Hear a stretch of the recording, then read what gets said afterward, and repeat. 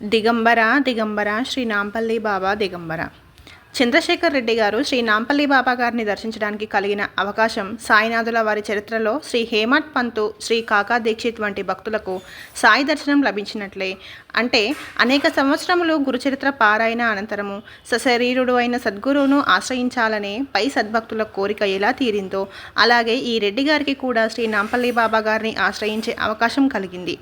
ఎలా అంటే మొదటిసారిగా శ్రీ సాయినాథుని మందిరాన్ని దర్శించిన వీరికి బాబాను గురించి తెలుసుకోవాలి అని అనిపించడం, అనంతర కాలంలో పారాయణ చేస్తూ ఉండగా సాయి వంటి మహనీయులను దర్శించుకోవాలి అనే కోరిక జనించడం, తద్వారా శ్రీ వెంకయ్య స్వామి వారి సమాధి మందిరాన్ని ఆ సోపాన క్రమంలో చివరి మెట్టుగా అవధూత సామ్రాట్ శ్రీ నాంపల్లి బాబా గారి సన్నిధి లభించింది. వీరు శ్రీ బాబాగారి సన్నిధికి వచ్చేటప్పుడు తరచూ బాబాగారి సన్నిధికి గుర్తుగా అద్భుతమైన సువాసన వచ్చేది. అప్పుడప్పుడు వారికి ఇంటి వద్ద కూడా ఇలాంటి అనుభవమే కలిగేది. బాబా సన్నిధికి గుర్తుగా ఇటువంటి అనుభవం బాబాను నియమబద్ధంగా అనేక సంవత్సరాలు దర్శించిన అనేక మంది భక్తులకు కలిగేదట. వీరికి బాబాగారు మూత్ర విసర్జన చేసినప్పుడు తీర్థంగా స్వీకరించాలి అని కోరిక ఉండేదట. ఒకసారి గౌలీపురాలో ఏదో సందర్భంగా బాబాగారిని వారున్న గది నుండి బయటికి తీసుకువచ్చినప్పుడు బాబా మూత్రాన్ని తీర్థంగా స్వీకరించే అవకాశం లభించింది అంటున్నారు. ఇలాంటి అవకాశం చాలా అరుదు. ఎందువలన అంటే గౌలీపురాలోని సేవకులు ఎప్పుడూ కూడా భక్తులకి ఇలా స్వీకరించే అవకాశం ఇచ్చేవారు కాదు. కానీ ఈ చంద్రశేఖర్ రెడ్డి గారికి మాత్రం అడ్డు చెప్పలేదట. ఎందువలన అంటే అది వీరి ప్రార్థనను అనుసరించి బాబాయే అనుగ్రహించారని, అది బాబాగారి సంకల్పమేనని, అందుకే అక్కడి నిర్వాహకులు అడ్డు చెప్పలేదని వీరు భావిస్తున్నారు. కానీ వీరే కొన్నిసార్లు అక్కడి నిర్వాహకులు భక్తుల భావాలకు వ్యతిరేకంగా ఇబ్బందికరంగా ప్రవర్తించిన సందర్భాలు కూడా ఉన్నాయని చెబుతున్నారు. అది కూడా బాబా సంకల్పమే కదా. దానిని అనుసరించి మనసును నిగ్రహించి జాగ్రత్త పడితే మనసు స్థిరమయ్యే అవకాశం ఉండవచ్చునేమో. కారణం యజ్ఞకర్త, యజ్ఞభోక్త, యజమానిని నీవేనని పూజ చేసే భక్తులం. ఆ తర్వాత మనస్సుకు సంతోషం కలిగించే విషయాలు బాబా సంకల్పాలుగాను, మనసుకి కష్టం కలిగించిన సందర్భాలు వచ్చేసరికి బాబా సంకల్పమే అనే విషయాన్ని విస్మరించడం పరిపాటి. శివుని ఆజ్ఞ లేకుండా చీమైనా కుట్టదని కదా పెద్దల మాట. అటువంటప్పుడు బాబా సన్నిధిలో బాబా సంకల్పానికి వ్యతిరేకంగా ఎవరైనా ప్రవర్తించగలరా? మరి బాబా సన్నిధి అంటే వారి ప్రత్యక్ష సాన్నిధ్యము. వారి సమాధి వద్ద మాత్రమే అనుకుంటే మళ్ళీ పొరపాటే. సర్వంతర్యామి అయిన ఆయన సన్నిధి లేనిదెక్కడా? అలాగని అందరూ అలా ఆలోచించగలరా అంటే అంతటి పరిపాకం అందరికీ ఉండదు. కానీ ఆయా సందర్భాలలోని మన ఆలోచనలు మన పరిపాకంలోని లోపాలేనని గుర్తించి దాని నుండి బయటపడవేయమని ఆ సద్గురుమూర్తిని ప్రార్థిస్తే ఆయన ఆ విధంగా భక్తులను అనుగ్రహించడానికి ఎప్పుడూ సిద్ధంగానే ఉన్నారు. లోపాలను గుర్తించడమే మన పని కదా. దీనినే పాపక్షమాపణ అని, పశ్చాత్తాపమని వేరువేరు సంప్రదాయాలు చెబుతున్నాయి. వాటిని అవగాహన చేసుకుని ఆచరించ యత్నించే భక్తులు కదా సఫలమయ్యేది. ఒకరోజు మధ్యాహ్నం 3 గంటల సమయంలో బాబా వివేకానంద నగర్ కాలనీలో ఉండగా బాబా సన్నిధిలో వీరు చూసిన ఒక సంఘటన ఈ విధంగా చెబుతున్నారు. ఒక అపరిచిత వ్యక్తి బాబాకు నమస్కరించి బాబా సన్నిధిలో కనులు మూసుకొని కూర్చున్నాడు. ఆ వ్యక్తి కళ్ళు తెరవగానే బాబా గారు పక్కపక్క నవ్వారు. అక్కడ ఉన్న రెడ్డి గారు ఆ వ్యక్తితో, అయ్యా మీరు బాబాను ఏదో కోరారు, బాబా నవ్వుతున్నారు, విషయం ఏమిటి అని అడిగారు.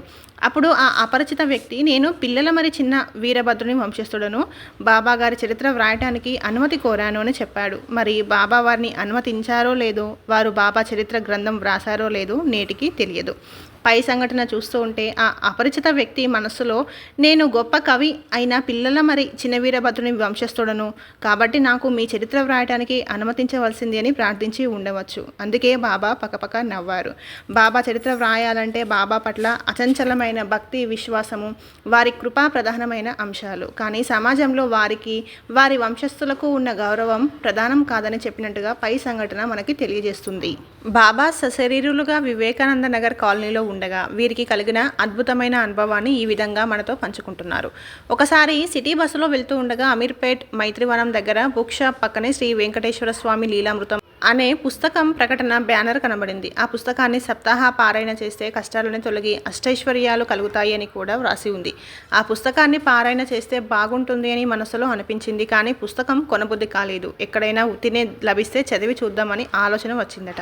ఈ లోపల బస్సు కదిలిపోయింది. తర్వాత కొన్ని రోజులకు ఆ పుస్తకం శ్రీ నాంపల్లి బాబా సన్నిధిలో టేబుల్పై కనబడింది. సరే బాబా సన్నిధిలోనే సప్తాహం చేస్తే బాగుంటుంది అని పుస్తకాన్ని చేతిలోకి తీసుకోగానే అంత అవసరమా అనే తెలుగులో స్పష్టంగా వినబడింది. రెడ్డి గారు చుట్టూ చూశారు. వీరు బాబా గారు తప్ప ఎవ్వరూ లేరు. అప్పుడు బాబా వైపు చూస్తే ఆ మాట అన్నది నేనే అన్నట్లుగా వీరినే చూస్తున్నారట. ఇక ఆ పుస్తక పారాయణ ఆలోచన విరమించుకున్నారు. కొన్ని నెలల తర్వాత బాబా సన్నిధిలో శ్రీ ఏకనాథ్ మహారాజ్ వ్రాసిన భావార్థ రామాయణం పుస్తకం ఉన్నది. ఈ పుస్తకం పారాయణ చేస్తే బాగుంటుంది. ఇది శ్రీ దత్త దర్శనం పొందిన మహనీయులు వ్రాసినది. దీనికి బాబా గారి అనుమతి ఎలా ఉన్నదో అని అనుకోగానే బాబా లేచి కూర్చొని సిగరెట్ కాలుస్తున్నారట.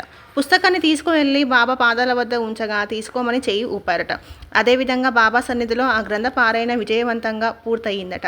శ్రీ శైల నివాసి శ్రీ పూర్ణానంద స్వామి ఒకసారి ఇలా అంటారు: గురువుల దగ్గర నుండి కూడా దేవతలు ప్రసాదం స్వీకరించవలసి ఉంటుంది, కానీ దేవతల ప్రసాదం గురువులకు పెట్టకూడదు. అలాగే శ్రీ నాంపల్లి బాబా గారి సన్నిధికి ఎన్నో పుణ్యక్షేత్రాల నుండి ప్రసాదాలు వస్తూ ఉండేవి. బాబా గారు స్వీకరించగా నేను ఎన్నడూ చూడలేదు, కానీ అప్పుడప్పుడు భక్తులు తెచ్చిన నివేదనలు స్వీకరించేవారు అని చెబుతున్నారు ఈ భక్తుడు. వీరికి బాబా గారి వల్ల కలిగిన అనేక అనుభవాలను అనుబంధంలో వ్రాయడం జరిగింది. అవధూత సామ్రాట్టుగా శ్రీ నాంపల్లి బాబా గారి గురించి ఈ గ్రంథారంభంలోనే ప్రస్తావించడానికి గల కారణం డాక్టర్ పి సత్యనారాయణ రెడ్డి అనుభవాలు మనకి తెలియజేస్తున్నాయి. నాంపల్లి బాబా గారిని దర్శించక ముందే వీరు కల్లూరులోని శ్రీ రామిరెడ్డి తాత, శ్రీ ఒడిస్సీ బాబా, శ్రీ నీలకంఠం నాయన మొదలుగా గల అవధూతలను సశరీరులుగా ఉన్నప్పుడే దర్శించి సేవించిన భాగ్యశాలి.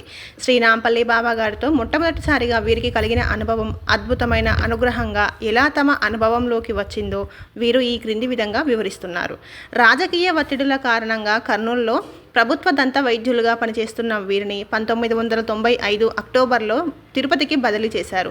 ఈ బదిలీని వ్యతిరేకిస్తూ వీరు ట్రిబ్యునల్లో కేసు వేసి దీర్ఘకాలిక సెలవుపై వెళ్లారు. 1999లో ప్రభుత్వం దీర్ఘకాలిక సెలవుపై ఉన్న సుమారు 700 మంది డాక్టర్లకు నోటీసులు పంపి డైరెక్టర్ మెడికల్ ఎడ్యుకేషన్ వారిని స్వయంగా కలిసి ఉద్యోగంలో చేరునది లేనిది తెలియపరచాలని, అలా నోటీసులకు స్పందించకపోతే ఉద్యోగం నుండి తొలగిస్తామని హెచ్చరించింది.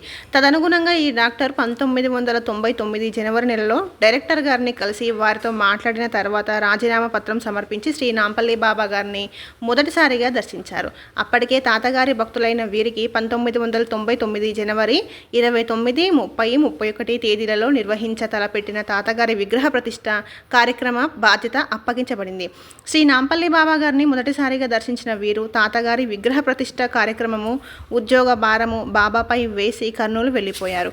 ఆ తర్వాత కాలంలో ఇంచుమించు సంవత్సరానికి 2 లేదా 3 సార్లు శ్రీ నాంపల్లి బాబా గారిని దర్శించుకునే అవకాశం కలిగిందని తెలియజేస్తున్నారు. అనంతర కాలంలో వీరు సమర్పించిన రాజీనామాను అంగీకరించమని ఎన్నోసార్లు దరఖాస్తు చేసిన డిపార్ట్మెంట్ వారు పట్టించుకోకపోగా 31/7/2007న వీరు రిటైర్ అయ్యారు. రిటైర్మెంట్ సమయం దాటిపోయిన తర్వాత పింఛను ఇవ్వమని డిపార్ట్మెంట్కు దరఖాస్తు చేయగా 1995 నుండి 2007 వరకు వీరు పని చేయని కాలాన్ని సర్వీసులో లేనట్టుగా ప్రకటించి 1995 వరకు పింఛను మంజూరు అయినది. ఇది చాలా అరుదైన సంఘటన. ఎందువలన అంటే వారితో పాటు రాజీనామా చేసిన అనేక మంది డాక్టర్ల రాజీనామాలలో ప్రభుత్వపు ఆమోదము పొందడము, దీర్ఘకాలిక సెలవుపై ఉన్న డాక్టర్లు చాలామందిని సర్వీస్ నుండి తొలగించిన వీరికి సంబంధించిన ఫైలుపై వీరు రిటైర్ అయ్యే వరకు ఏ విధమైన చర్య తీసుకోకపోవడం ఆ సద్గురు కృపయే కాక మరొకటి కాదు. మహనీయులను ఆశ్రయించి తమ భారాన్ని వారిపై వేసిన వారికి నిశ్చింతయే కదా. కొసమెరుపుగా శ్రీ నాంపల్లి బాబా ఆశీస్సులతో తాతగారి విగ్రహ ప్రతిష్ఠ కూడా అతి వైభవంగా జరిగిందని వీరు తెలియజేస్తున్నారు. శ్రీ నాంపల్లి బాబా గారి గురించి ఆయన సాక్షాత్తు భగవంతుడే అంటూ అందుకు కారణాలు తాము గమనించినవి ఈ విధంగా వివరిస్తున్నారు. మీరే ఆలోచించండి. ఒక మానవ మాత్రుడు సంవత్సరాల తరబడి ఒక గదిలో బయటకు రాకుండా ప్రతిష్ఠ చేయబడిన విగ్రహంలా ఉండగలరా? నెలకు ఒకసారి మాత్రం పౌర్ణమి సందర్భంగా సత్యనారాయణ స్వామి వ్రతం చేసినప్పుడే బాబా గారిని బయటకు తీసుకువచ్చేవారు. మిగిలిన కాలం అంతా ఆ గదిలోనే గడిపేవారు. మలమూత్ర విసర్జన కూడా ఆ గదిలోనే. ఇష్టమైతే భక్తులు తెచ్చిన నివేదనలు తినేవారు. వారు ఎక్కువగా సిగరెట్లు కాల్చేవారు. ఈ సిగరెట్లో వచ్చిన నిప్పును కొరికి మింగేసేవారు, లేదా కాలుస్తున్న సిగరెట్ను నాలుకతో ఆర్పేసేవారు. వారు అగ్ని భక్షకులు. వారి జీర్ణ కోసమే అగ్నిగుండము. ఇప్పుడు చెప్పండి, వారు భగవంతుడా కాదా? 1999లో ఒకరోజు తెల్లవారుజామున ఈ డాక్టర్కి రామిరెడ్డి తాతగారు గాయత్రి మంత్రం ఉపదేశించారట. స్వప్నంలోనే దానిని స్మరించి మెలకువ వచ్చిన తర్వాత దానిని పెద్దగా పట్టించుకోలేదట. అనంతర కాలంలో గాయత్రి పరివార్ వారు కర్నూలు వచ్చినప్పుడు ఆ మంత్రం ఎవరైనా స్మరించవచ్చు అని చెప్పిన తాతగారు మళ్ళీ చెబితే చూద్దాం అనుకున్నారట. కానీ 2004లో సెప్టెంబర్ నెలలో ఈ డాక్టర్ వివేకానంద నగర్ కాలనీలో శ్రీ నాంపల్లి బాబా గారిని దర్శించినప్పుడు బాబా గారి ముందు గాయత్రి పరివార్ హైదరాబాద్ వారు గాయత్రి హోమం జరిపిస్తున్నారట. ఆశ్చర్యపడిన ఈ డాక్టర్ ఆ హోమంలో పాల్గొని 108 సార్లు గాయత్రి మంత్రం జపించారట.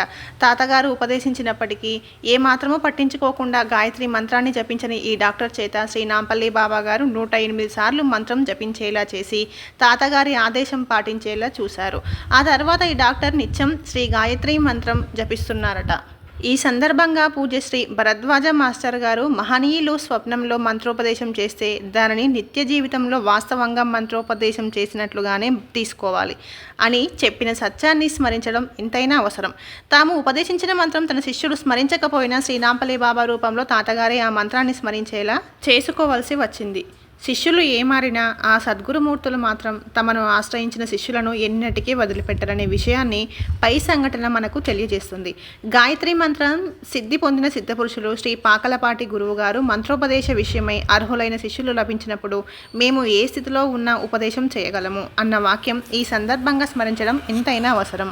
తాతగారి నుండి మంత్రోపదేశం పొందిన సత్యనారాయణ రెడ్డి అదృష్టవంతులు. మహనీయులు ఒకరి నుండి మరొకరు వేరు కాదని భక్తులు తాము ఆశ్రయించిన సద్గురుమూర్తులు తెరమరుగైనప్పటికీ సశరీరులుగా ఉన్న మహనీయులు అంతకుముందు సమాధి చెందిన మహనీయుల కార్యక్రమాన్ని తమ బాధ్యతగా స్వీకరించి భక్తులను ఉద్ధరిస్తారని పాఠకులు గమనించడం ఎంతైనా అవసరం.